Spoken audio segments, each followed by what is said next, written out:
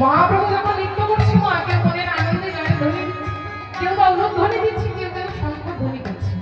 তা দেখুন মা আমরা এখন যেখানে বসে আছি এই জায়গাটার নাম কি গো? বৃন্দাবন। বৃন্দাবন এখন বৃন্দাবন যাইনি, নবদ্বীপ ধাম। তা সেই নবদ্বীপের মাঝে যখন আছি আমরা সবাই মিলে একবার মহাপ্রভুর নামে উলুধ্বনি জয়ধ্বনি দেবো, কেমন? দুটি বাহু তুলে সচিরিত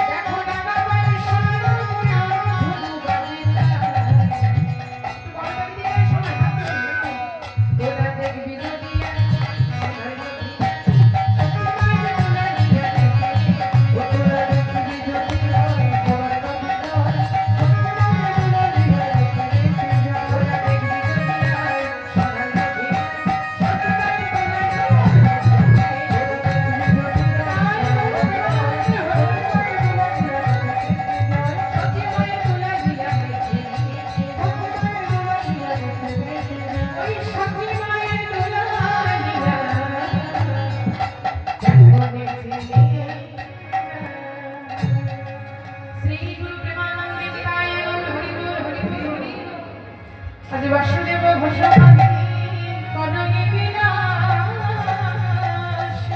নব নব লীলা করিলা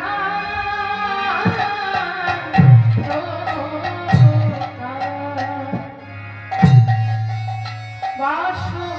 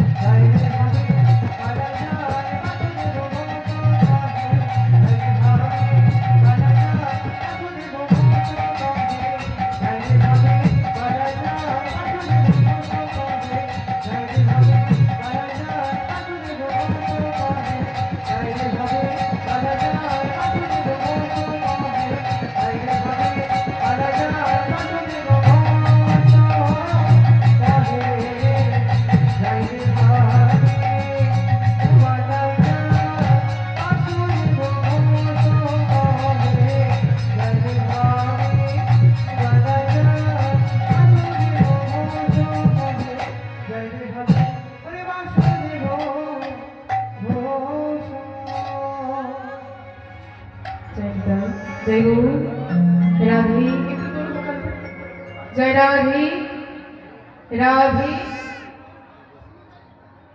রাধে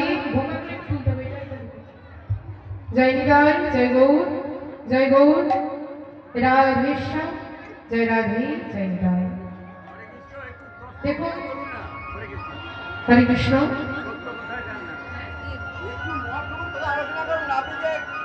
উদ্ধার করে দিলেন, একবারে উদ্ধার হয়ে গেল। ভালো করে বলুন, একটু ভালো করে মানুষ বুঝতে পারবে। জয় নিতাই জয় গৌর রাধেশ্বর জয় নিতাই জয় গৌর রাধে রাধেশ্বর হরে কৃষ্ণ। সমবেত গৌর ভক্ত মণ্ডলী ও আমার ভক্তিমতী মায়েরা, তাহলে আমরা এতক্ষণ ছিলাম সেই নবদ্বীপের মাঝে। এবার সেই নবদ্বীপ ধাম থেকে যাবো বৃন্দাবন ধাম। কিন্তু বৃন্দাবনে যাওয়ার একটা নিয়ম আছে বাবা, বৃন্দাবন এমনি এমনি যাওয়া যায় না। আস্তে বৃন্দাবনে যেতে গেলে একটু রাধা নামে জয় ধ্বনি করে যেতে হয়, কারণ বৃন্দাবনে প্রত্যেকের মুখে এক কথা রাধে রাধা। আচ্ছা, কারা কারা বৃন্দাবনে গেছে একটু হাত তুলুন দেখি। বাহ, অনেকের সেই সৌভাগ্য হয়েছে। তা আজ সে বৃন্দাবনে আমরাও যাবো। দেখবে বাবা, অনেকেই আছে টাকা পয়সা খরচা করে বৃন্দাবনে যায়, কিন্তু মন যদি ঘরের মধ্যে থাকে বৃন্দাবন গিয়ে কি কোনো লাভ হবে? ধরুন আপনি বৃন্দাবন গেছেন, মন যদি ঘরে আছে, সংসারের মধ্যে যদি মন থাকে, বৃন্দাবন গিয়েও কোনো লাভ হবে না। আর এখানে বসে যদি মনটাকে নিয়ে যেতে পারি, তাহলে এখান থেকে বৃন্দাবন ধাম দর্শন হবে। তাহলে সে বৃন্দাবন ধামে আমরাও যাবো, একটু রাধা নাম গাইতে গাইতে যাবো। তার আগে বলি, এই যে বৃন্দাবনে রাধা নাম ছাড়া কোনো গতি নাই। রাধা নাম প্রত্যেকের মুখে রাধে রাধে, সবাই কিন্তু রাধে রাধে বলে। তাই রাধা নামের কি মহিমা, রাধা নাম করলে কি হয়, আগে আমরা একটু জেনে নেব। দেখুন মা, এক ভক্ত একদিন মনে মনে চিন্তা করছে, আজ আমি বৃন্দাবন ধামে যাব। সবাই বলে বৃন্দাবনে গেলে রাধা নাম করলে কারো নাকি কখনো খাবারের অভাব হয় না। তাহলে আমিও সে বৃন্দাবনে যাব, সে বৃন্দাবনে গিয়ে আমিও রাধা নাম গাইব। দেখি আমার খাবার জোটে কিনা। যদি আমার খাবার জোটে ভালো, আর না হলে সাথে করে কিছু টাকা পয়সা নিয়ে যাব। খাবার যদি না জোটে, ওই বৃন্দাবনে গিয়ে টাকা পয়সা দিয়ে খাবার কিনে তো বাড়িতে ফিরতে পারতাম। সে ভক্ত কি করেছে মা, না সাথে কিছু টাকা পয়সা নিয়ে বৃন্দাবনে গেছে। এবার বৃন্দাবনে গিয়ে এক মনে রাধা নাম গাইছে। রাধা নাম করছে ঠিকই, কিন্তু মনটা আছে তার খাবারের দিকে, ওই রাধা রানীর দিকে কিন্তু মন নেই। সে রাধা নাম গাইছে, চিন্তা করছে কখন যে খাবার জুটবে। তা মন যদি খাবারের দিকে থাকে, রাধা রানীর কৃপা পাওয়া যাবে? হ্যাঁ, সে ভক্তের মন আছে খাবারের দিকে, আর রাধা নাম গাইছে মুখে ঠিকই, কিন্তু মন রাধা রানীর দিকে নেই। এবার সে রাধা নাম গাইতে গাইতে সকাল থেকে সন্ধ্যা হয়ে গেল, কিন্তু সেই ভক্তের এক ফোঁটা খাবার আর জুটল না। মনে মনে চিন্তা করছি, সবাই বলে বৃন্দাবনে নাকি কারো কোনোদিন খাবারের অভাব হয় না, তা আমি তো সেই সকাল থেকে রাধা নাম গাইলাম, কই আমার তো একটু খাবার জুটল। এবার সেই ভক্তের এতটাই খিদে পেয়ে গেছে যে মুখ দিয়ে রাধা নামটা ঠিকঠাক বেরোচ্ছে না। দেখবেন মা, আমরা যখন কোনো উপবাস করি, যখন আমরা করি, আমাদের মানে পেটের মধ্যে এতটাই খিদে জ্বালা থাকে যে কোনো কিছু কথা বলতে কারোর সাথে ভালো লাগে না, তাই না? ঠিক সেই রকমই ভক্তের এতটাই খিদে পেয়েছে যে মুখ দিয়ে রাধা নামটা ঠিকঠাক আর বেরোচ্ছে না। ক্ষীণ স্বরে রাধা নাম গাইছে। এবার ক্ষীণ স্বরে যখন রাধা নাম গাইছে, এমন সময় এক সাধু এসে দাঁড়িয়েছে সেই ভক্তের কাছে, এসে বলছে, বাবা তুমি এত ক্ষীণ স্বরে কেন রাধা নাম গাইছো?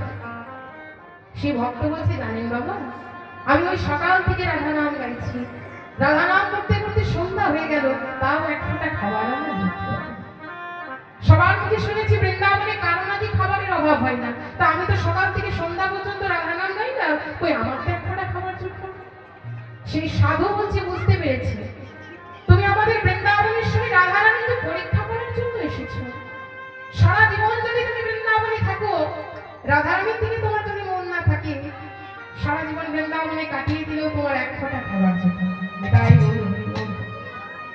এক কাজ করো, সাথে করে ওই বাড়ি থেকে যে টাকা পয়সাগুলো এনেছো, সেগুলো কোনো দরিদ্রকে আগে দান করে দাও।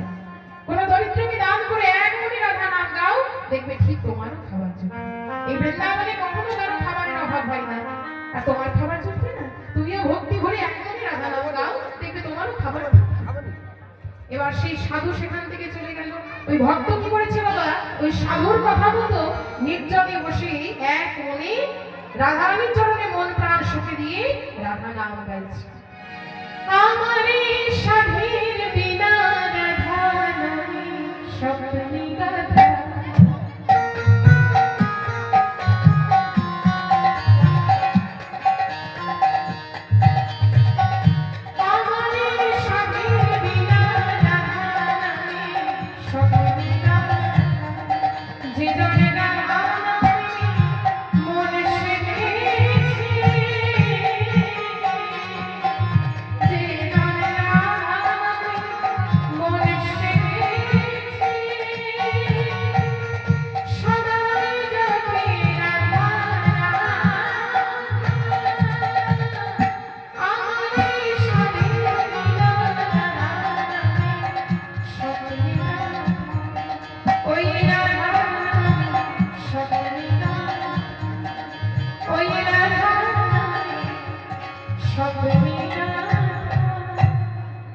बोलिए राधा रानी की जय, राधा रानी की जय, राधा रानी की जय।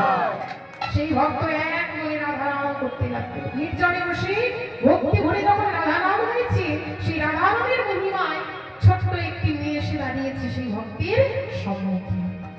সেই মেয়েটির হাতে ভোজনের পাত্র, এসে বলছে বাবা আমার কাছে কিছু খাবার আছে, এইগুলো তুমি খাবে। ওমা ওই ভক্তির এতটাই খিদে পেয়েছে যে খিদের জ্বালায় মেয়েটির কাছ থেকে খাবারগুলো নিয়ে পেট পুরে ভোজন করেছে। এবার পেট পুরে ভোজন করার পর সেই মেয়েটি কিন্তু সেখান থেকে বিদায় নিয়েছে। এবার ওই ভক্ত যখন পেট পুরে ভোজন করেছে, ভক্তি ভরে এক মনে নির্জনে বসে রাধা নাম আবার শুরু করেছে। আর রাধা নাম করতে করতে সেখানেই সেই ভক্ত ঘুমিয়ে পড়েছে। হঠাৎ যখন সেই ভক্তের ঘুম ভেঙে যায়, মনে পড়ে যায় সেই ছোট্ট মেয়েটির কথা। সেই ভক্ত চিন্তা করে এই আমি কি ভুল করলাম, আমি বৃন্দাবনে এলাম বৃন্দাবনেশ্বরী রাধারানীকে পরীক্ষা করার জন্য, চিনতে পারলাম না বৃন্দাবনেশ্বরী রাধারানী। তাই দেখুন মা রাধা নামের এমনই মহিমা, সেই ভক্ত সংসার মায়া সব কিছু পরিত্যাগ করে দিয়ে ওই বৃন্দাবনের মধ্যেই থেকে তাই এই হলো রাধা নামের মহিমা, রাধা নামের কৃপা। কেননা ভগবান কৃষ্ণ নিজে বলেছেন বাবা, কেউ যদি সারাদিন আমার নাম জপ করে, সারাদিন যদি কৃষ্ণ কৃষ্ণ কৃষ্ণ কৃষ্ণ কেউ জপ করে, আমি তাতে যতটা সন্তুষ্ট হই, দিনান্তে যদি একটিবার সারাদিনে একবার যদি আমার রাধারানীর নাম কেউ বদন ভরে গাইতে পারে, সেই ভক্তির পেছনে গিয়ে আমি বিদায় গৌর হই। কেননা ভগবান কৃষ্ণের রাধা নাম যে বড় প্রিয়, রাধা নাম ছাড়া বৃন্দাবনে আর কোনো গতি নাই।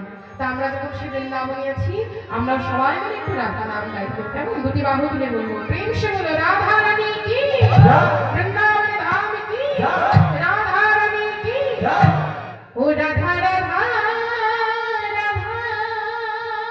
বলো, ও রে আমি একা যাবো না, সবাই যাবো বৃন্দাবন, একটু করতালি দিই। যদি যাবে মধুর বৃন্দাবন,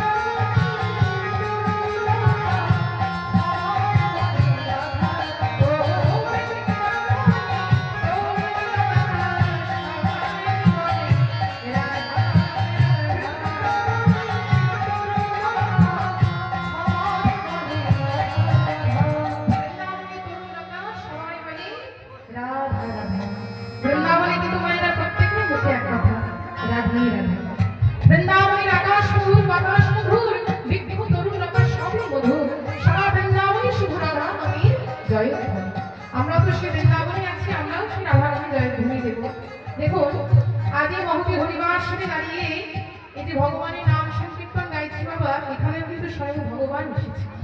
যেখানে রাধাকৃষ্ণের নাম সংকীর্তন করা হয় সে স্থান হলো বৃন্দাবন ধাম, আর ভগবান কিন্তু সেখানে গিয়ে বিরাজ করে।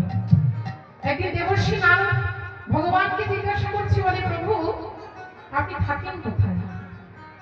উত্তরে ভগবান বললেন, নাহং তিষ্ঠামি বৈকুণ্ঠে যোগিনাং হৃদয়ে বাচো মন ভক্ত যত্র গায়ন্তি তত্র তিষ্ঠামি হে নারদ।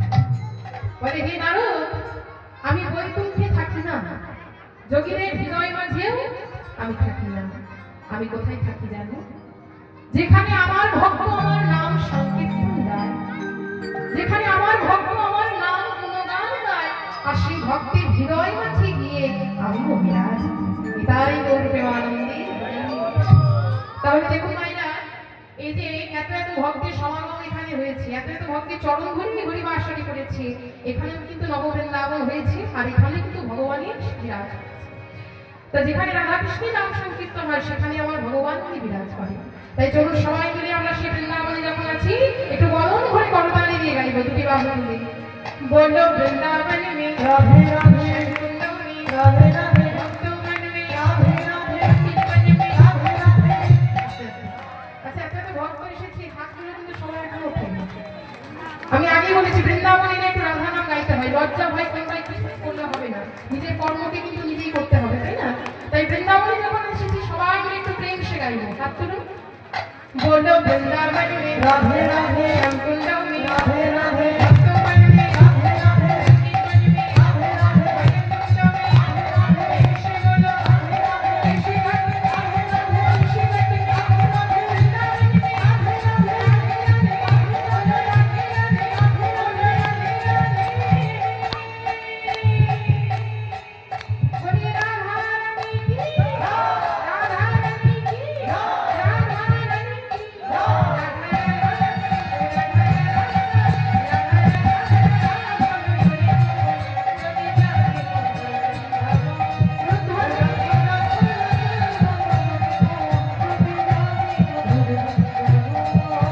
राधे, राधे राधे, राधे राधे, बोलिए राधा रानी की, राधा रानी की,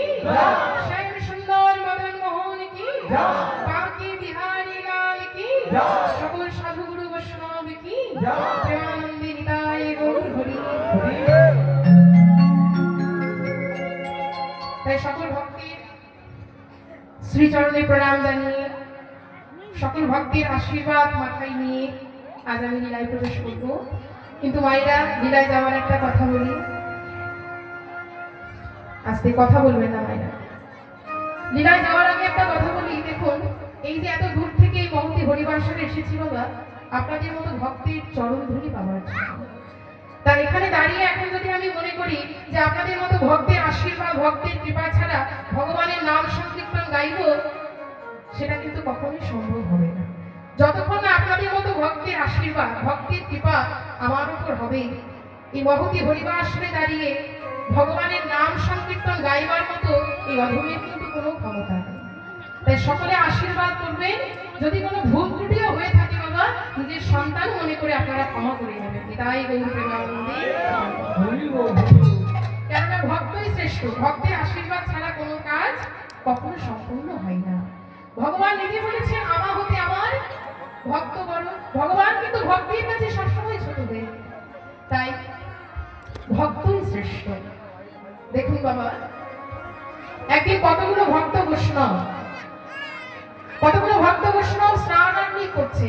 তা স্নান করতে করতে হঠাৎ এক ভক্ত বৈষ্ণব বলে উঠলেন, আচ্ছা বলো দেখি ভাই, এই বিশ্ব ব্রহ্মাণ্ডের সবচাইতে বলবান কে? সাথে সাথে এক বৈষ্ণব বলছে, কেন ভাই? এই বিশ্ব ব্রহ্মাণ্ডের সবচাইতে বলবান হলো ওই অনন্ত নাম, যিনি এই ধরাকে ধারণ করে আছে। এবার এই কথা শুনে আরেকটি বৈষ্ণব বলছে, না ভাই তোমার কথা কিন্তু আমি মানতে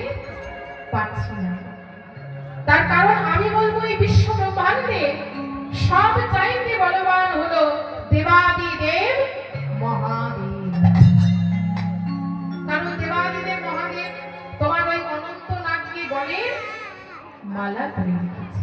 তাই এই বিশ্ব ব্রহ্মাণ্ডের সব চাইতে বলবান হলো ওই দেবাদিদেব মহাদেব। কিন্তু দেখুন মা, সেই বৈষ্ণবটা যখন এই কথা বলেছে, সাথে সাথে আরেকটি বৈষ্ণব বলছে, না ভাই, তোমার কথা আমি মানতে পারলাম না। তুমি বলছো এই বিশ্ব ব্রহ্মাণ্ডের নাকি সব চাইতে বলবান দেবাদিদেব মহাদেব, কিন্তু আমি বলবো এই বিশ্ব ব্রহ্মাণ্ডের সব চাইতে বলবান হলো লঙ্কেশ্বর রাবণ। কারণ বলবান রাবণ তোমার ওই মহাদেবকে মস্তকে ধারণ করে লঙ্কায় এনেছিলেন।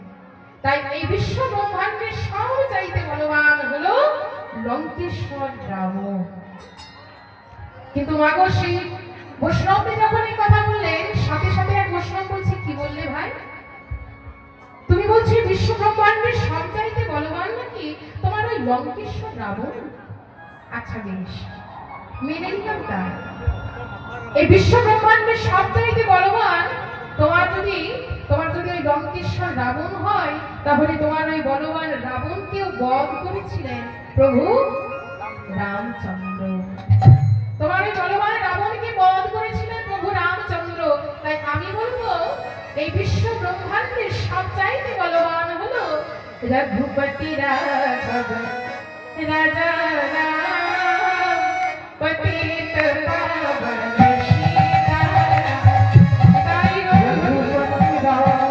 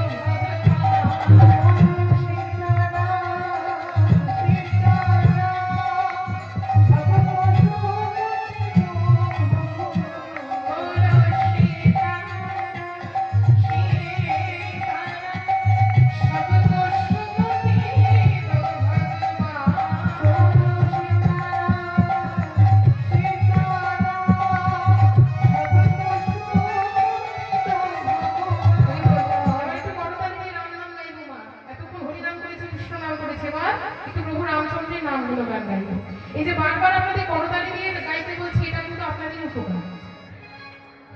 উপকার হবে। তার কারণ হলো করতালি দিয়ে কেউ যদি ভগবানের নাম গুণগান গাইতে পারে, আমাদের এই হাতের মধ্যে অনেক অশুভ রেখা থাকে, ভগবানের নামে যদি কেউ ভক্তি ভরে করতালি দিতে পারে, সেই অশুভ রেখাগুলো সব দূরীভূত হয়ে যায়। তাহলে সেই সুযোগ যখন আমরা পেয়েছি, দুটি বাহু তুলে একবার করতালি দিয়ে বলবো, রঘুপতি রাঘব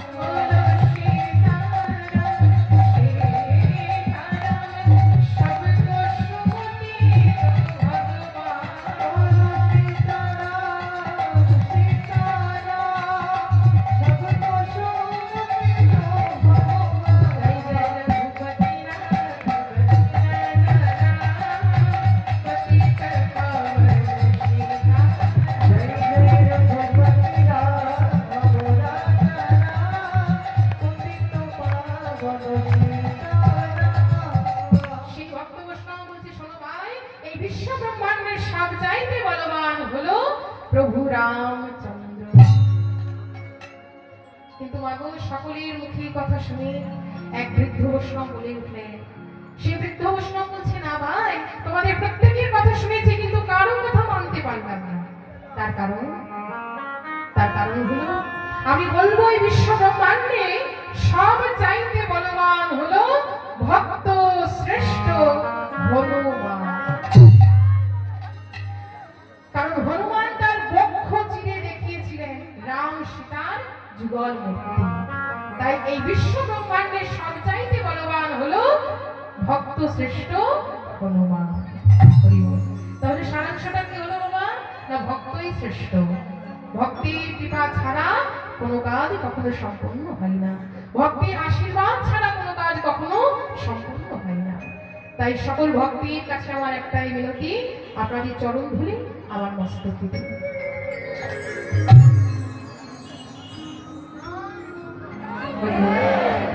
সকল ভক্তির আশীর্বাদ মাথায় নিয়ে আমি যেন এই হরিবাসনে দাঁড়িয়ে তার নাম গুণগানটুকু গাইতে পারি, এটুকু আশীর্বাদ করবেন। আর লীলা চলাকালীন যদি কোনো ভুল ত্রুটি হয়, আমি আবারও বলছি, নিজের নিজের সন্তান মনে করে আপনারা আমায় ক্ষমা করে দেবেন। এটাই গৌর প্রেমানন্দে, গৌর হরি বল, হরি বল। তাহলে আজ আমরা যে লীলা আস্বাদন করবো সেটি হলো বাবা, আমরা ভগবান শ্রীকৃষ্ণকে গোষ্ঠী নিয়ে গিয়ে যোগী বেশি মিলন করাবো। তাই একটু মন দিয়ে আস্বাদন করতে হবে। মন যদি অন্যদিকে থাকে কোনো কিছু বুঝতে পারবেন না। পেছনে ভাইরা গল্প করবেন নাচতে, এই যে কথা না। দেখুন বাবা, মধুময় শ্রীরাম বৃন্দাবন ধাম, সেই বৃন্দাবনে আজ ভগবান শ্রীকৃষ্ণ, ভগবান কৃষ্ণচন্দ্র মায়ের কোলে বসে, গঙ্গালয়ে মা যশোদার কোলে বসে ক্ষীর সর নবনী ভোজন করছে। এবার গোবিন্দ মায়ের কোলে বসে মনের আনন্দে যখন ভোজন করছে, সখাগণ শ্রীরাম সুরাম রাম দশরাম গোবিন্দের এই সখাগণ এসে দাঁড়িয়েছে সেই নন্দালয়ের দাঁড়িয়ে।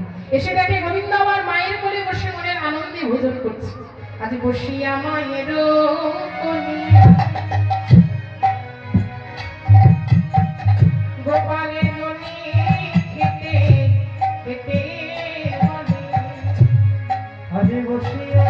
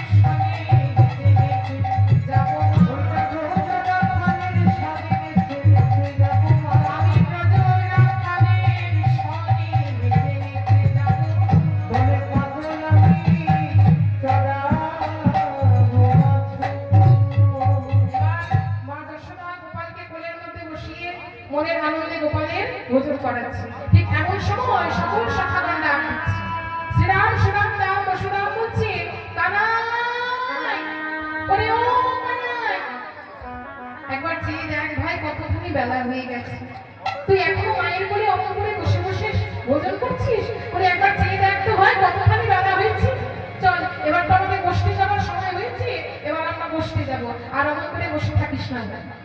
শ্রীরাম বলছে, রে ও কানাই, ওরে ও কানাইয়া রে,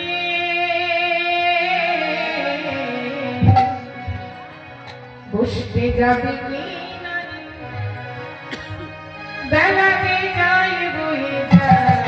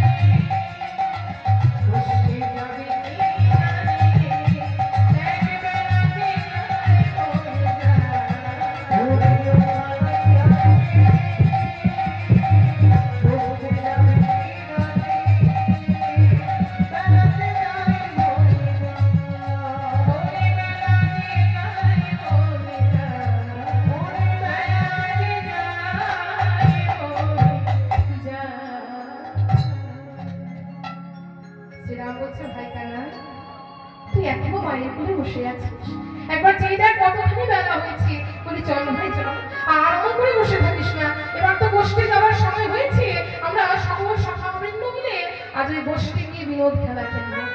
আর এমন করে বসে থাকিস না ভাই, চল চল ভাই কানাই, এবার আমরা গোষ্ঠী যাই। শ্রীরাম বলছে, ওমা এক কাজ করো, তুমি তোমার গোপালকে এবার সাজিয়ে নাও দেখি, তোমার গোপালকে নিয়ে আমরা ওই গোষ্ঠী যাবো, বিনোদ খেলা খেলবো। মা যশোদা বলছে, শ্রীরাম রে, করিও শ্রীরাম, আজ আমার গোপালকে আমি গোষ্ঠী পাঠাতে পারবো না শ্রীরাম, আজকের মতো তোরাই যা বাবা, আমার গোপালকে আমি বিদায় দিতে পারবো না। তখন শ্রীরাম বলছে, মা গো, তোমার কোনো চিন্তা নেই, কোনো ভয় নেই, তোমার গোপালের কোনো ক্ষতি হতে দেবো না, দাও মা, তোমার গোপালকে তুমি এবার বিদায় দাও। মা যশোদা বলছে, ওরে জানি শ্রীরাম, আমি কুস্বপ্ন দেখেছি রাতে, আমার কানাই বলায়ে আমি কুস্বপ্ন দেখেছি রাতে, আমার কানাই বলায়ে সাথে। আমি কুস্বপ্ন দেখেছি রাতে, আমার কানাই বলায়ে সাথে। আমি কুস্বপ্ন দেখেছি রাতে, ওরে কানাই বলায়ে সাথে।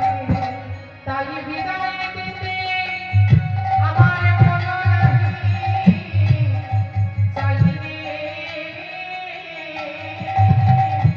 শ্রীরাম বিদায় দিতে মন নাহি চায়। তাই বিদায় দিতে মন নাহি চায় রে, শ্রীরাম বিদায় দিতে মন নাহি চায়। ওরে শ্রীরাম আজকার মতো তোরাই জানে, ওরে আজকাল মতো তোরাই জানে।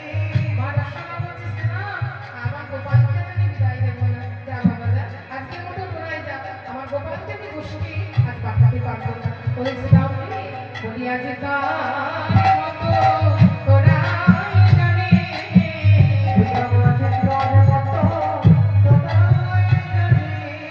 আমি গোপাল বিদায় দেবো না, আজকার মতো তোরা জানে। আমি গোপাল বিদায় দিব না রে, আজকাল মতো তোরাই জানে। আমি গোপাল বিদায় দেবো না, ওরে আজকার মতো তোরাই জানে। আমি গোপাল বিদায় দিব না রে, আজকাল মতো তোরাই জানে। শ্রীরাম রে, যা বাবা, আজকের মতো তোরাই যা, আমার গোপালকে আজ আমি বিদায় দিতে পারবো না, আমার গোপালকে বিদায় দিতে আজ আমার মন চাইছে না শ্রীরাম। শ্রীরাম বলছে, মা ও মা, তোমার কোনো চিন্তা নেই, কোনো ভয় নেই, তোমার গোপালের কোনো ক্ষতি হতে আমরা দেব না।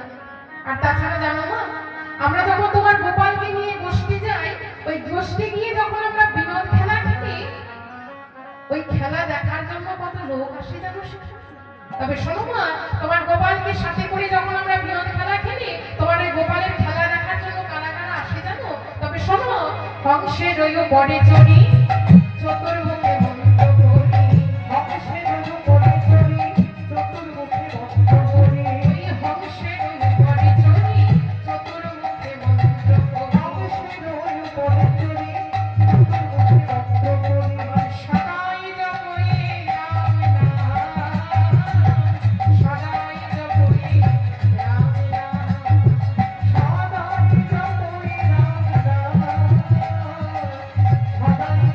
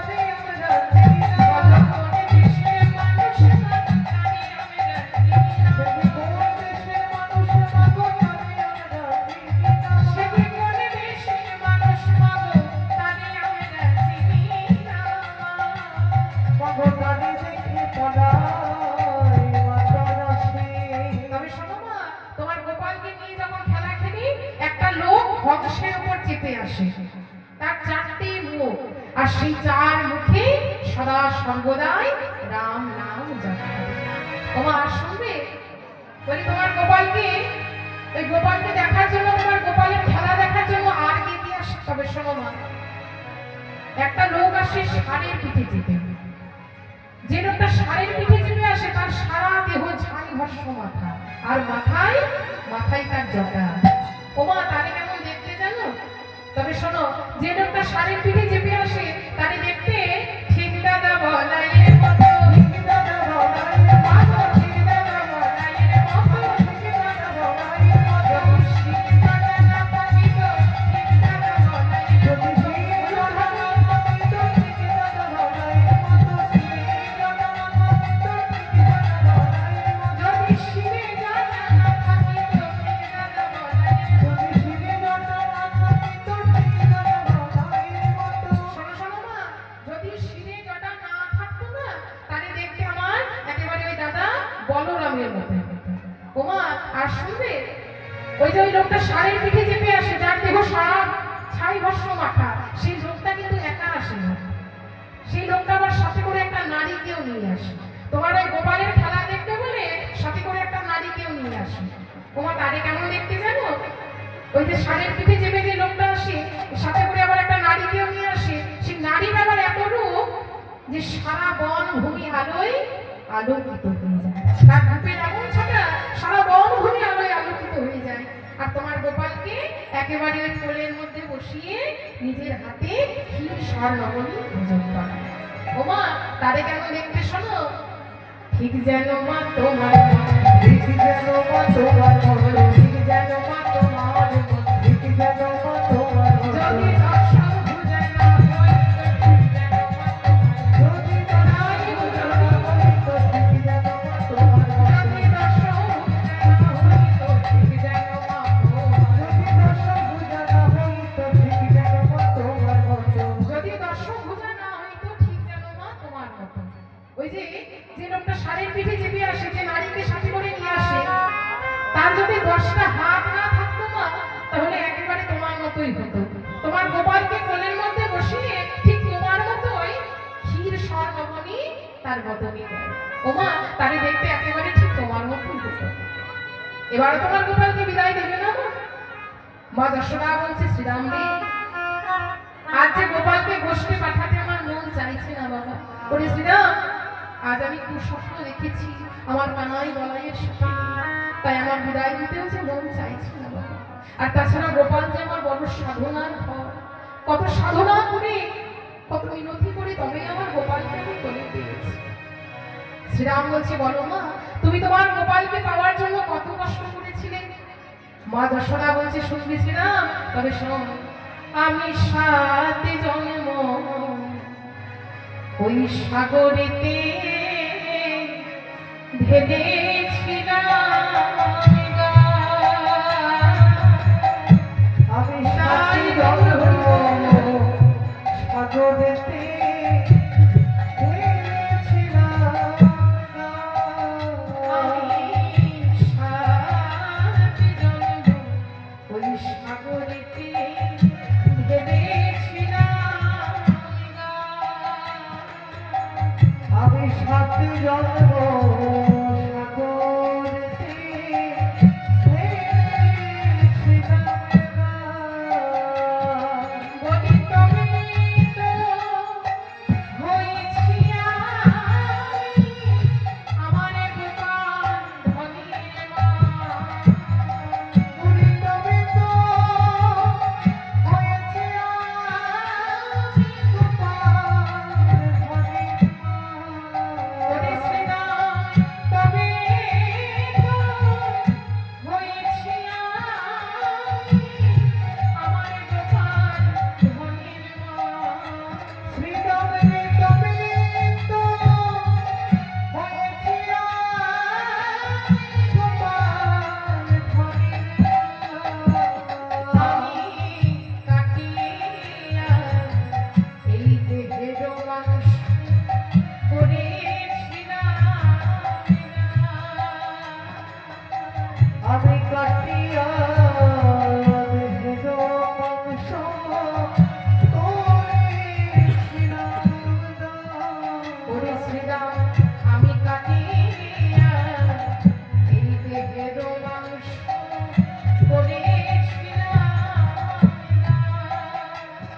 শ্রীরামজি কাটিয়া দেহের মাংস আমি করেছিলাম ওরে তবে তো গোপালিয়া আমারে কোলে পেয়েছিলাম ওরে তবে গোপালিয়া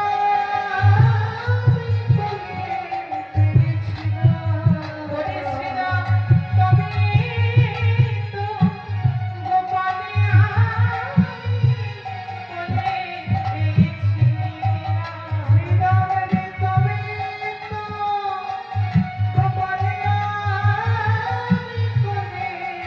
করেছিলাম গোপালে আমার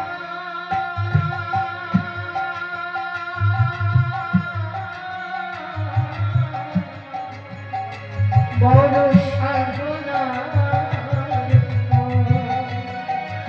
কত সাধনা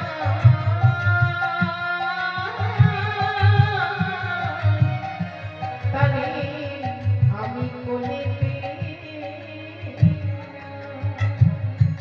পিতাই গৌর প্রেমানন্দে তাই গো মা নন্দরানী কখন দেহের মাংস দান করেছিলেন? সত্যযুগে, তাই না? সত্যযুগে মা নন্দরানী ছিলেন ধরা আর নন্দরাজ ছিলেন ব্রণ। একদিন অন্তর্যামী নারায়ণ ভক্তকে পরীক্ষা করার জন্য এক ব্রাহ্মণের বেশ ধারণ করেছে।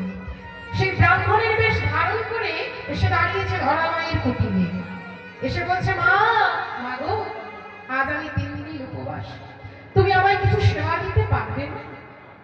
ধরা মা বলছে, অতিথি আমার স্বামী তো ভিক্ষা করতে গেছে, তার স্বামী ফিরে এলে আমি আপনার সেবার ব্যবস্থা করে দেবো, আপনি ভেতরে কি একটু বিশ্রাম নিন।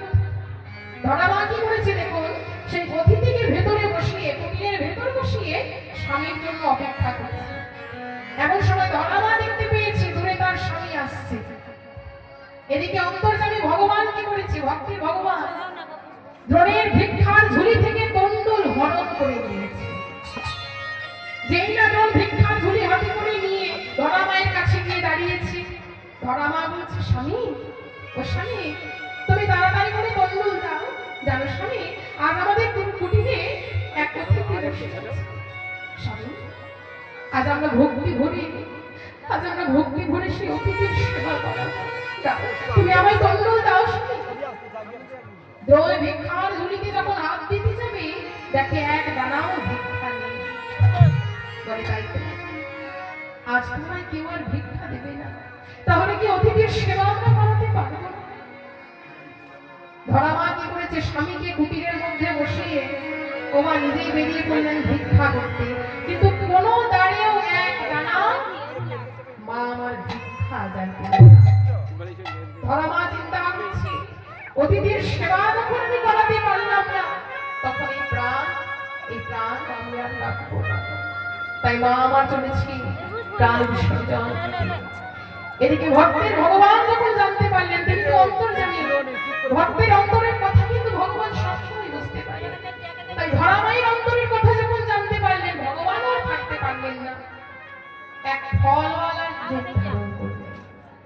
সেই ফলওয়ালার বেশ ধারণ করে ভগবান কি করেছে, মাথায় ফলের ঝুড়ি নিয়ে সেই পথ দিয়ে যাচ্ছে। সবাইকে ডেকে ডেকে বলছে, ফল চাই, কি গো ফল চাই?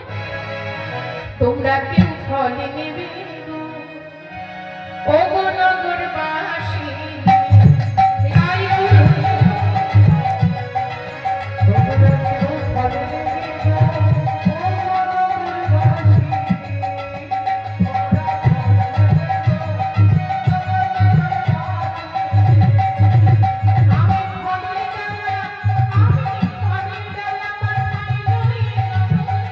আমি ফলের ডালা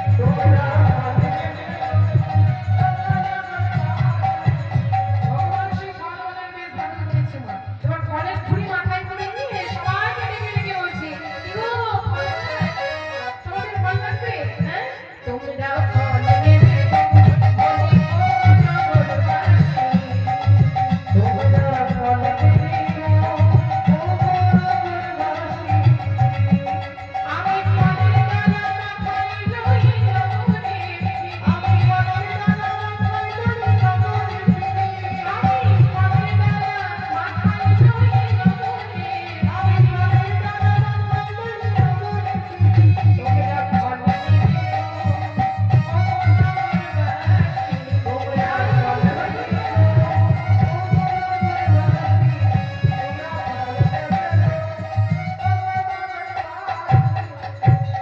এবার ফলের ঝুড়ি মাথায় নিয়ে সেই ফলওয়ালা সেই পথ দিয়ে যাচ্ছে।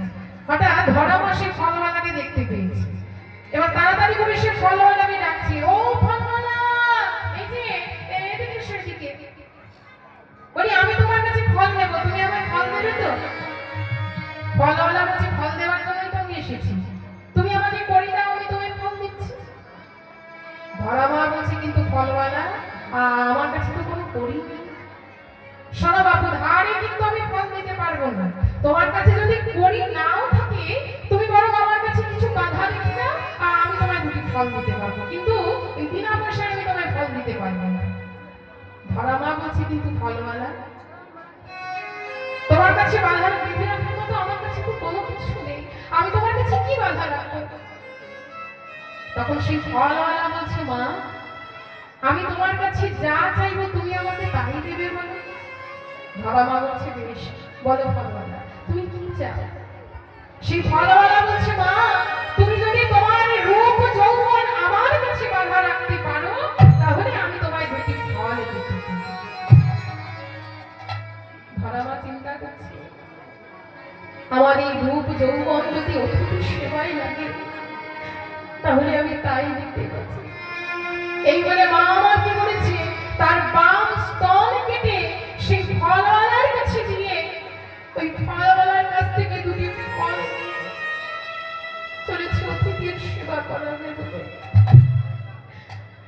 অতিথি ভোজনের জন্য সেই দুটি ফল নিয়ে যখন দিতে যাবে, ও মা, এমন সময় দু ফোঁটা দুধের ঝরে পড়ল সেই অতিথির সামনে। সেই অতিথি বলে, ছি মাছি, তুমি অসহ্য অবস্থায় আমার সেবা দিচ্ছ? না না, আর আমি তোমার মুখের সেবা করবো না, আর যে তোমার মুখে আমার সেবা হলো না, মা, তুমি আজ অসহ্য অবস্থায় আমার সেবা দিচ্ছ, ছি মাছি। ধরামা কেঁদে কেঁদে বলছে, অতিথি, আমি যে অসহ্য নই অতিথি, আমি যে অসহ্য নই অতিথি, আমি তোমার ভোজনের জন্য আমার বাম স্তন কেটে এক ফলওয়ালার কাছে দিয়ে আমি তোমার জন্য এই দুটি ফল এনেছি। না অতিথি, না, এই ফল তুমি ভোজন করো অতিথি। ভক্তের কান্না দেখে ভগবান আর থাকতে পারল না। ভগবান সব কিছু সহ্য করতে পারে, কিন্তু কোন ভক্তের চোখের জল ভগবান সইতে পারে না। ধর্মায়ের চোখের জল দেখে ভগবান আর থাকতে পারল না। ভগবান সেই ছদ্মবেশ পরিত্যাগ করে দিলেন, সেই ব্রাহ্মণের বেশ পরিত্যাগ করে দিয়ে নিজ মূর্তি ধারণ করে দাঁড়ালেন ধরা মায়ের সম্মুখে।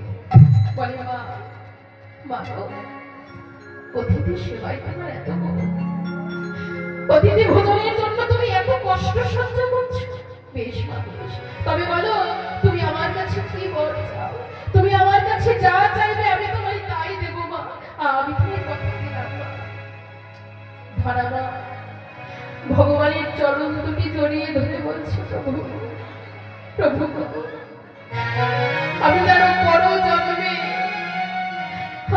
পর জন্মে তোমাকে আমার সন্তান রূপে পাই।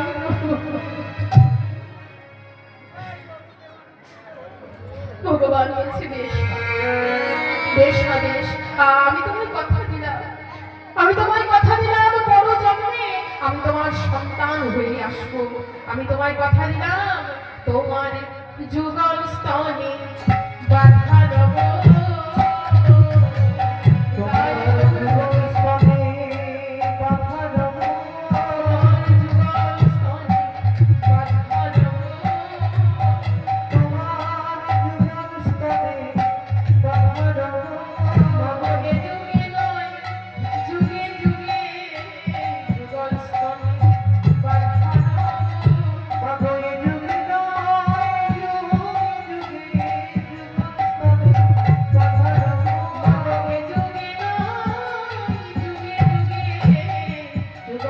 আমি বাধা দেব।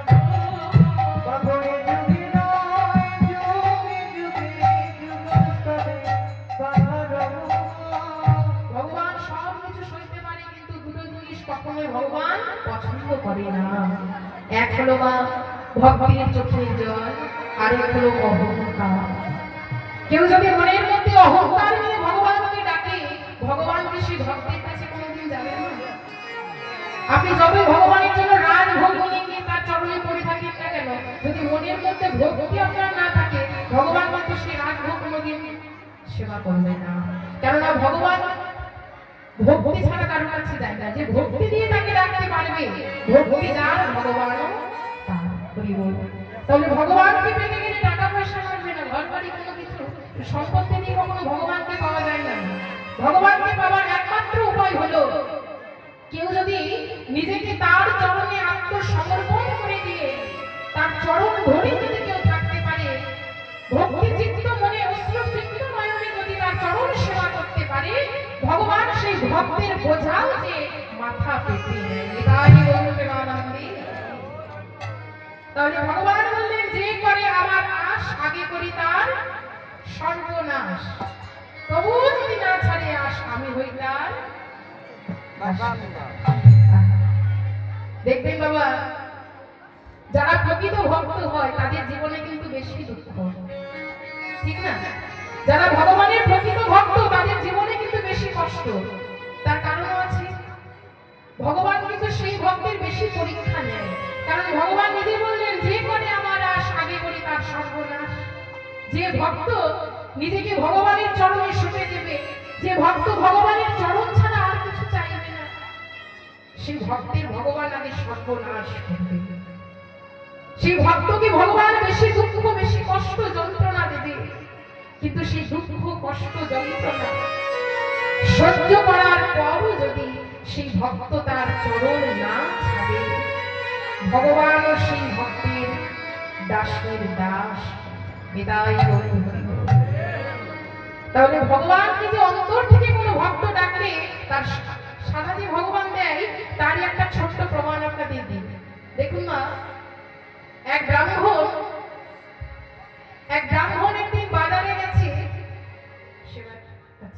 সকল ভক্তদের বলছি, এখানে কমিটি দাদা ভাইয়েরা সেবার ব্যবস্থা করেছে। আপনারা প্রসাদ না পেয়ে কিন্তু কেউ বাড়ি যাবেন না। এত সুন্দর মহাপ্রসাদের আয়োজন যখন করা হয়েছে, প্রত্যেকই প্রসাদ পেয়ে ভগবানের সেই নাম সংকীর্তন শ্রবণ করে তারপর নিজ নিজ গৃহে আবার থাকবেন। এটাই বলতে পারবো। তাই দেখুন, ভগবানকে ডাকলে যে ভগবানের সাড়া পাওয়া যায় তার একটি ছোট্ট প্রমাণ। ওমা, একদিন এক ব্রাহ্মণ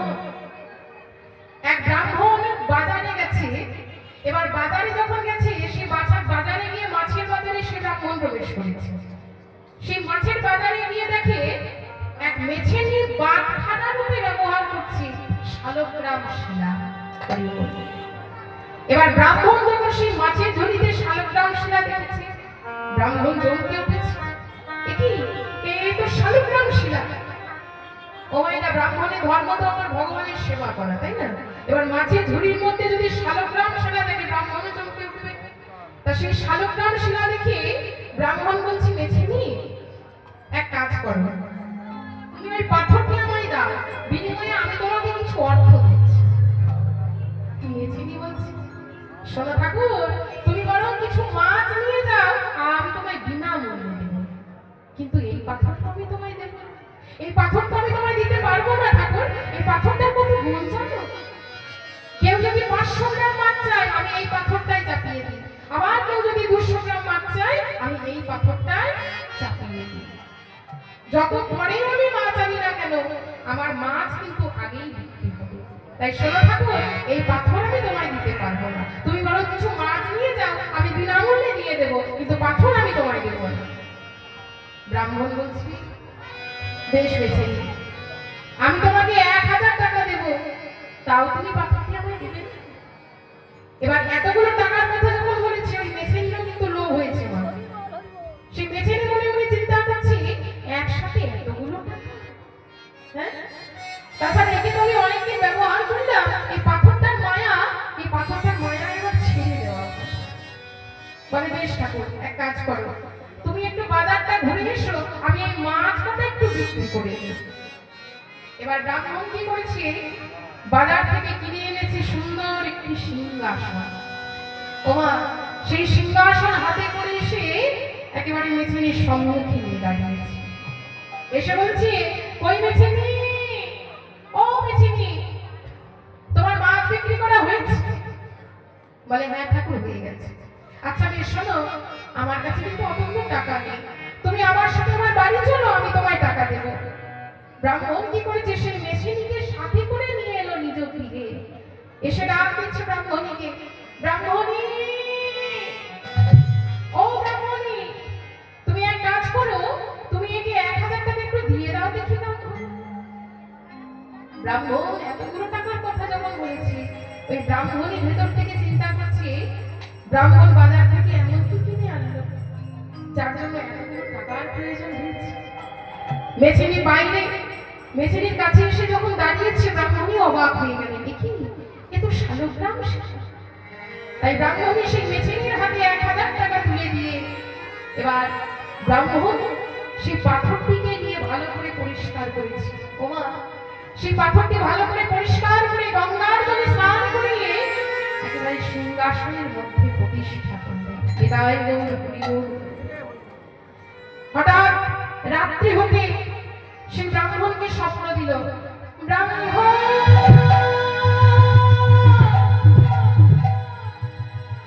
তুমি আমায় যেখান থেকে এনেছো সেখানেই রেখে এসো ব্রাহ্মণ, নইলে তোমার সর্বনাশ হবে ব্রাহ্মণ।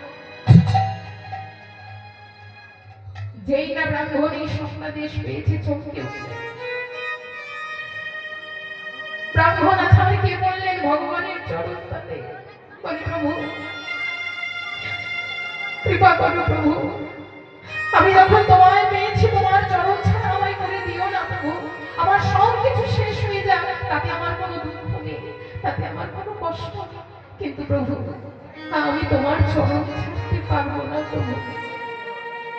দেখুন মা, পরদিন ব্রাহ্মণের একটি মাত্র সন্তান ছিল, সেই সন্তান মারা গেল।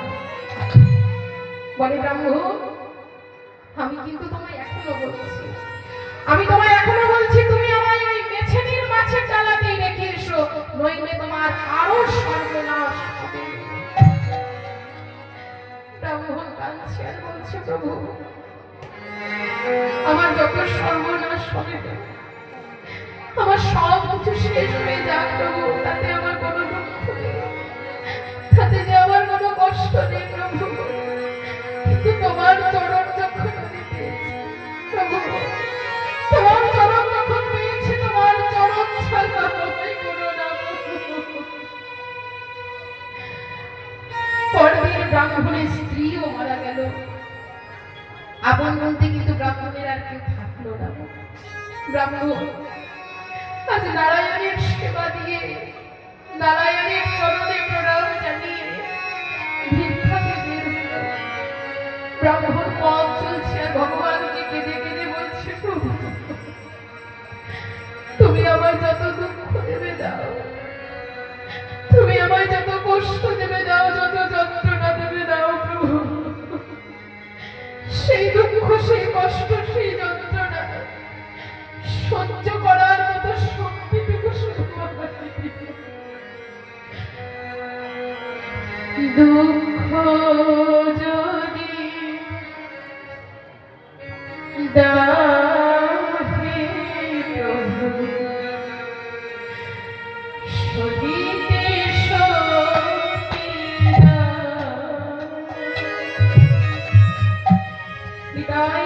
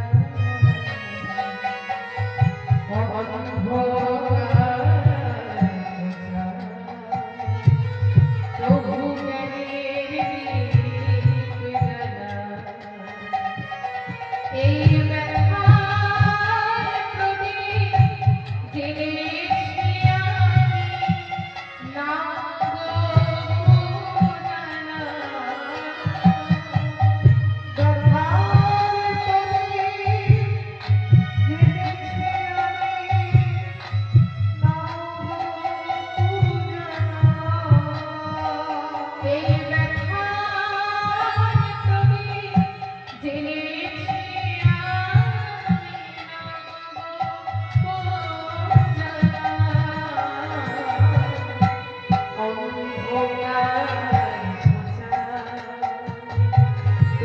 জ্ঞানী প্রভু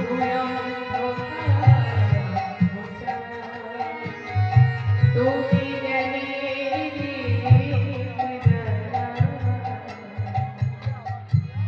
দেখুন মা, শ্যাকরা যেমন কষ্টি পাথরে ঘষে রেখেছে সোনাকে, তেমনি ভগবান আমার যাচাই করে নিচ্ছে ভক্ত আমার কতটা।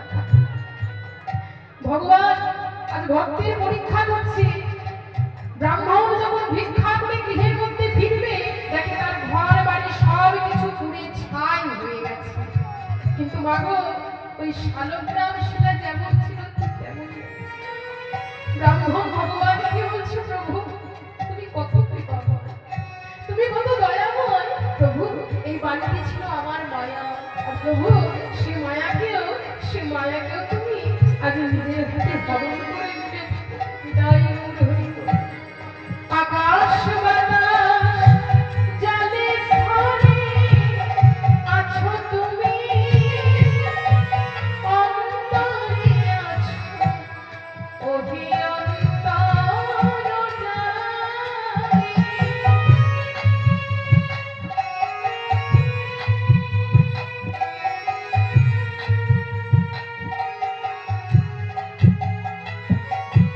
ওগো আকাশ বাতাস জলে স্থলে আছো তুমি,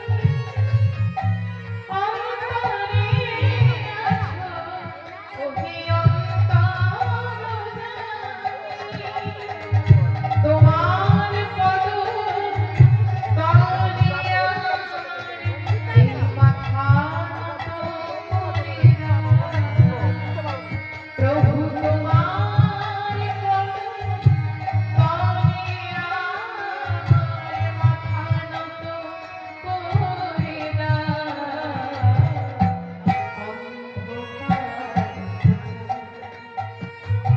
প্রভু জ্ঞানীর দীপ তুমি অন্ধকার বোঝা, জ্ঞানীর দীপ দুঃখ যদি দাও যে তবু সহিতে সহিয়া,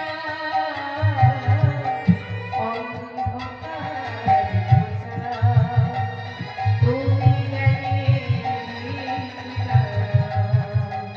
প্রভু, অন্ধকার বোঝা তুমি জ্ঞানীর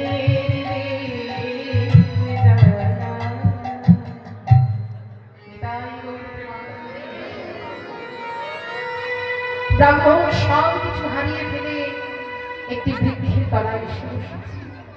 সে গাছের তলায় এসে সে ব্রাহ্মণ বসেছে। এদিকে ভগবান কিন্তু এখনো পর্যন্ত সে ভক্তের পরীক্ষা নিচ্ছে। ভগবান সে ভক্তের শরীরে এমন কঠিন ব্যাধি দিয়েছে যে ভগবান ব্রাহ্মণ রাজা উঠে দাঁড়াতে সক্ষম পারল না। ভগবান এখনো পর্যন্ত সে ভক্তের পরীক্ষা নিচ্ছে মা। তাই ব্রাহ্মণ কেঁদে কেঁদে বলছে, প্রভু প্রভু আজ আমি নিরুপায়, আজ আমি নিরুপায় প্রভু, আজ তুমি তোমার সেবা নিজেই করে নাও প্রভু। দেখুন বাবা, ভগবানও কিন্তু সেই ভক্তের কাছে পরাজিত হলেন। তাই ভগবান আর থাকতে পারলেন না। শঙ্খ চক্র গদা পদ্মধারী নারায়ণ এসে দাঁড়ালেন ব্রাহ্মণীর সম্মুখে। ব্রাহ্মণীর মাথায় কোমল কর স্পর্শ করে বলছে, ব্রাহ্মণ তুমি কিচ্ছু হারাওনি, তুমি কিচ্ছু হারাওনি ব্রাহ্মণ। আমি যে এতক্ষণ ধরে তোমার পরীক্ষা নিচ্ছিলাম, আমি যে তোমার পরীক্ষা করে দেখলাম, সেই পরীক্ষায় তুমি উত্তীর্ণ হয়েছো। চলো ব্রাহ্মণ, তুমি আমার সাথে বৈকুণ্ঠে চলো, আর বৈকুণ্ঠে গেলে তুমি আমার সব কিছু ফিরে পাবে ব্রাহ্মণ। এটাই গৌর হরি বল হরি বল। তাহলে দেখুন বাবা, কোনো ভক্ত যদি ভগবানের চরণ জড়িয়ে ধরে থাকতে পারে, নিজেকে যদি তার চরণে সমর্পণ করে দিতে পারে, ভগবান কিন্তু নিজে সে ভক্তের কাছে ছুটে যায়। হরি বল। তাহলে ভগবানকে ডাকতে হলে মনের মধ্যে ভক্তি থাকতে হবে, মনের মধ্যে প্রেম থাকতে হবে, তার প্রতি ভালোবাসা থাকতে হবে। কেউ যদি ডাকার মতো ভগবানকে ডাকতে পারে, ভগবানও সেই ভক্তের কাছে নিজে ছুটে যায়। তাহলে অহংকার দিয়ে নয়, ভক্তি দিয়ে তার চরণ সেবা করতে হবে। অহংকার দিয়ে আপনি যতই তার সেবা করেন না কেন, যতই দামে দামে মিষ্টি ফলমূল দিয়ে তার সেবা দেন না কেন, ভগবান কিন্তু কোনোদিন আপনার কাছে যাবে না। কেননা মনের মধ্যে অহংকার থাকলে ভগবান অহংকার কখনো সইতে পারে না। একদিন অহংকারী দুর্যোধন মনে মনে চিন্তা করছে, আজ আমি কৃষ্ণকে এমন ভোজন করাবো, এমন সেবা দেব যে সারা জীবন কৃষ্ণকে তা মনে রাখতে হবে। এই যে বাবা দুর্যোধনের মনের মধ্যে একটা অহংকার ছিল, অহংকার কিন্তু কখনো তার চরণ পাওয়া যায় না। তা দুর্যোধনের মনের মধ্যে কিন্তু অহংকার ছিল যে এমন সেবা আমি আজ কৃষ্ণকে করাবো, সারা জীবন তা মনে রাখতে হবে।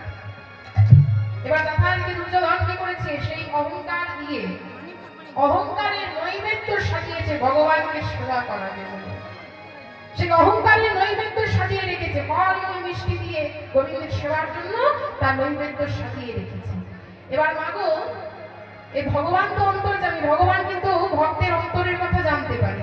তা সেই দুর্যোধনের অন্তরের কথা যখন জানতে পেরেছে, দুর্যোধনের কাছে আসতে এমন ভাব করছে যেন কত কিছু ভোজন করে এসেছে। এসে বলছে, দুর্যোধন শোনো দুর্যোধন, আজ কিন্তু তোমার কাছে আমি সেবা করতে পারবো না দুর্যোধন। জানো, আমি তোমার কাছেই আসছি না, আর আস্তে আস্তে আমার এক ভক্তের সাথে হঠাৎ দেখা হয়ে গেল। আর ওই ভক্তের সাথে যখন দেখা হলো, ওই ভক্ত আমার সেবা না করে কোনো মতে ছাড়লো না। শোনো দুর্যোধন, আজ আমি চললাম, আজ কিন্তু তোমার কাছে আর সেবা করতে পারবো না। এই বলে গোবিন্দ আমার চলে গেল। সেই অহংকারের নৈবেদ্য ফেলে দিয়ে গোবিন্দ গেলেন কোথায়? বিদুরের কুটিরে। ওমা বিদুরের কুটিরে গিয়ে দাঁড়িয়েছে। বিদুরের দ্বারে গিয়ে গোবিন্দ ডাক দিচ্ছে, বলে, বিদুর, ও বিদুর, বাড়িতে আছো বিদুর? বিদুর গেছে ভিক্ষা করতে। এদিকে বিদুরের পত্নী একখানা বসনের অর্ধেকটা অঙ্গের মধ্যে জড়িয়েছে, আর বাকি অর্ধেকটা রৌদ্রের মধ্যে শুকোতে দিয়েছে। দেখুন মা, আর অন্য কোনো বসন নেই। সেই অর্ধেকটা বসন তাড়াতাড়ি করে পরিধান করেছে গোবিন্দের ওই ডাক শোনা মাত্র। এবার বিদুর পত্নী সেই অর্ধেকটা বসনকে পরিধান করে ছুটতে ছুটতে যাচ্ছে গোবিন্দের কাছে, গিয়ে বলছে, হে গোবিন্দ, আজ আমাকে সৌভাগ্য, আজ আমাদেরকে সৌভাগ্য, তুমি আজ আমাদের কুটিরে এসেছো। ও গোবিন্দ, কত মুনি ঋষি যুগ যুগ ধরে তপস্যা করে যার চরণ পায় না, সেই গোবিন্দ আজ আমার দ্বারে দাঁড়িয়ে আছে। এসো গোবিন্দ, আজ আমি তোমায় ভক্তি করে সেবা দেব, আজ আমি তোমায় নিজের হাতে সেবা দেব। গোবিন্দ, তুমি আমার কুটিরে এসো গোবিন্দ। তাই বিদুর পত্নী গোবিন্দকে ভেতরে এনে একটি আসনের মধ্যে বসিয়ে বিদুর পত্নী চিন্তা করছে, তাই তো আমি কি দিয়ে আমার গোবিন্দের সেবা করাবো? তার সেবা দেওয়ার মতো তো আমার কুটিরে কিছু নেই। আমি কি তাহলে গোবিন্দের সেবা করাতে পারবো না? আমি কেমন করে তার চরণ সেবা করবো? বাবা, তার কুটিরের মধ্যে দুটো কাঁচা কলা পড়েছিল। সেই কাঁচা কলা দুটিকে বক্ষে জড়িয়ে ধরে অঝোর ঝরে কাঁদতে লাগলেন বিদুর পত্নী। ভক্তির চাপে সেদ্ধ হয়ে গেল সেই কাঁচা কলা। এবার বিদুর পত্নী কি করেছে, নিজের হাতে গোবিন্দের সেবা করাবে বলে সেই কলার শ্বাসটাকে মাটির মধ্যে ফেলে দিয়েছে। ওই কলার শ্বাসটা মাটিতে ফেলে দিয়ে কলার খোসাটা আমার গোবিন্দের বদলে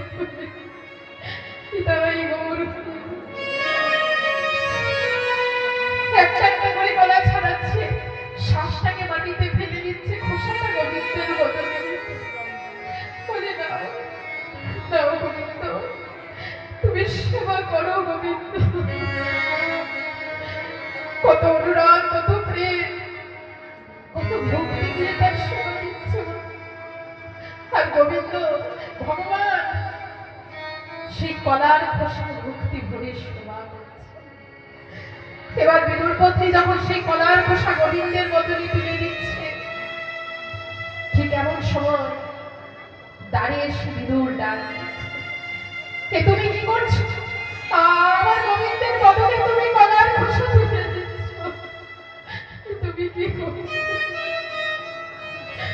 গোবিন্দ তখন বাধা দিয়ে বলছে, বিদুর, ও গো বিদুর, বিদুর, এ যে অনুরাগে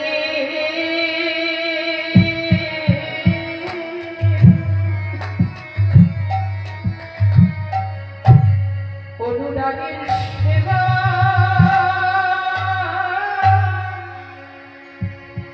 বিদুর, পিতাই গৌর হরি।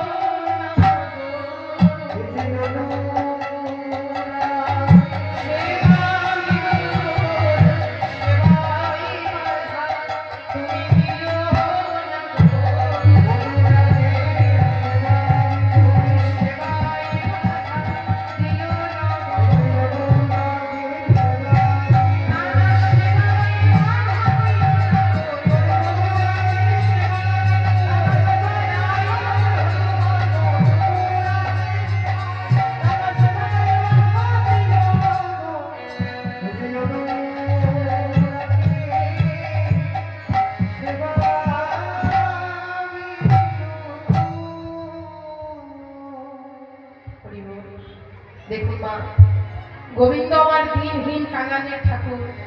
দেখবেন আমাদের বাড়িতে যখন কোনো আত্মীয় আসে আমরা কত ব্যস্ত হয়ে পড়ি, তাই না? কোথায় রাখবো, কি ভোজন করাবো, দামি দামি বসবার আসন, দামি দামি ভোজন সামগ্রী দিই, কিন্তু একটিবার ভেবে দেখবেন বাবা, আমাদের এই হৃদয় কুটিরে যে পরমাত্মীয় বসে আছে, আমরা কি কোনোদিন তার খোঁজ নিয়ে একবার দেখেছি? আমরা কি ভগবানকে কোনোদিন জিজ্ঞাসা করেছি, প্রভু তুমি কেমন আছো? আমরা যখনই ভগবানকে ডাকি, আমরা কোনো বিপদে পড়লেই কিন্তু তার চরণে পড়ে থাকি, কিন্তু সুখের সময় কখনো ভগবানকে আমরা ডাকি না। জীবনে যখন দুঃখ আসে তখন ভগবান তুমি দেখা দাও, তুমি কৃপা করো, কিন্তু জীবনে যখন সুখ আসে ভগবানের কথা আমাদের মনে থাকে না। কিন্তু মাগো, যারা প্রকৃত ভক্ত হয় তারা সুখ দুঃখ দুটির মাঝে আমার ভগবানকে রাখে। যারা প্রকৃত ভক্ত তাদের নিজের বলতে কোনো কিছু থাকবে না, সবই তার চরণে সুখে দেবে। হরি বল। তাহলে ভগবানকে পেতে গেলে কোনো কিছু লাগবে না, আমার শুধু একটু ভক্তি থাকতে হবে। ভক্তি দিয়ে, প্রেম দিয়ে তার চরণ সেবা করলে ভগবানও নিজে সেই ভক্তির কাছে ছুটে যায়। তাহলে আমরা তো প্রত্যেকেই ভগবানকে ডাকি না, কম বেশি প্রত্যেকেই কিন্তু আমার ভগবানের চরণ সেবা আমরা করে থাকি। কিন্তু আচ্ছা সত্যি করে বলুন দেখি, আমরা কি কোনোদিন তার উপর বিশ্বাস নিয়ে তাকে ডাকতে পেরেছি? ভগবানকে তো সবাই ডাকি, কিন্তু ভগবান যখন আমাদের দেখা দেয় না, ভগবানকে ডাকা আমরা বন্ধ করে দিই। কিন্তু ভগবানকে পেতে গেলে তার উপর বিশ্বাসটাকে তৈরি করতে হবে। মনের মধ্যে বিশ্বাস রেখে কেউ যদি তার চরণ সেবা করে, একদিন না একদিন তার চরণে ঠিক সে ভক্ত থাকতে পারে। তাহলে ভক্ত হতে বলে চাই মনের মধ্যে ভক্তি আর প্রেম, আর মনটাকে আগে সঠিক পথে চালনা করতে হবে, মনকে আগে শুদ্ধ করতে হবে। মন যদি শুদ্ধ না থাকে, ভগবানের চরণ কিন্তু কোনোদিনই পাওয়া যাবে না। তাহলে মনটাকে আগে সঠিক পথে চালনা করতে হবে। কেননা বাবা, আমাদের এই দেহটার রাজা হলো এই মন, তাই না? দেহটার রাজা হলো এই মন। আমরা কিন্তু মনের কথা সবসময় শুনি, মন যে পথে আমাদের চালনা করে আমরা কিন্তু সেই পথেই যাই। তাহলে দেহটার রাজা হলো এই মন। আবার এই মন রাজার দুই স্ত্রী আছে, সুমতি আর কুমতি। মন রাজার দুই স্ত্রী, সুমতি আর কুমতি। সুমতির দুই ছেলে আর এক মেয়ে। ছেলেদের নাম হলো বিবেক আর বৈরাগ্য, আর মেয়ের নাম হলো ভক্তি। আর কুমতির হলো মা 6 ছেলে।